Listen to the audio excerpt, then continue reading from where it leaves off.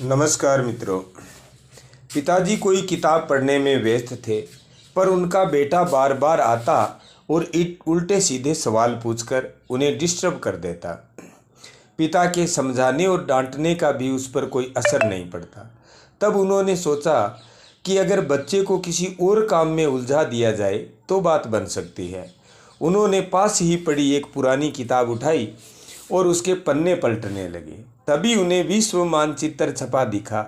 उन्होंने तेजी से वो पेज फाड़ा और बच्चे को बुलाया। बोले, देखो, ये वर्ल्ड मैप है।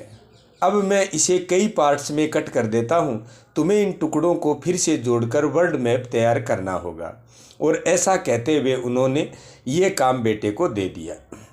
बेटा तुरंत मैप बनाने में लग गया और पिता ये सोचकर खुश होने लगे कि अब वो आराम से 2-3 घंटे किताब पढ़ सकेंगे। लेकिन ये क्या, अभी 5 मिनट ही बीते थे कि बेटा दौड़ता हुआ आया और बोला, ये देखिए पिताजी, मैंने मैप तैयार कर दिया है। पिता ने आश्चर्य से देखा। मैप बिल्कुल सही था। तुमने इतने जल्दी मैप कैसे जोड़ दिया? ये तो बहुत मुश्किल काम था। कहाँ पापा, ये तो बिल्कुल आसान था। आपने जो पेज दिया था उसके पिछले हिस्से में एक कार्टून बना था। मैंने बस वो कार्टून कंप्लीट कर दिया और मैप अपने आप ही तैयार हो गया।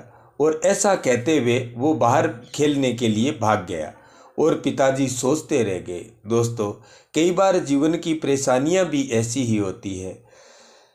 सामने से देखने पर वो बड़ी भारी भरकम लगती है, मानो उनसे पार पाना असंभव ही हो। लेकिन जब हम उनका दूसरा पहलू देखते हैं तो वही समस्या आसान बन जाती है। इसलिए जब कभी आपके सामने कोई समस्या आए तो उसे सिर्फ एक नज़रिए से देखने की बजाय अलग अलग दृष्टिकोण से देखिए। क्या पता वो बिल्कुल आसान बन जाए। धन्यवाद।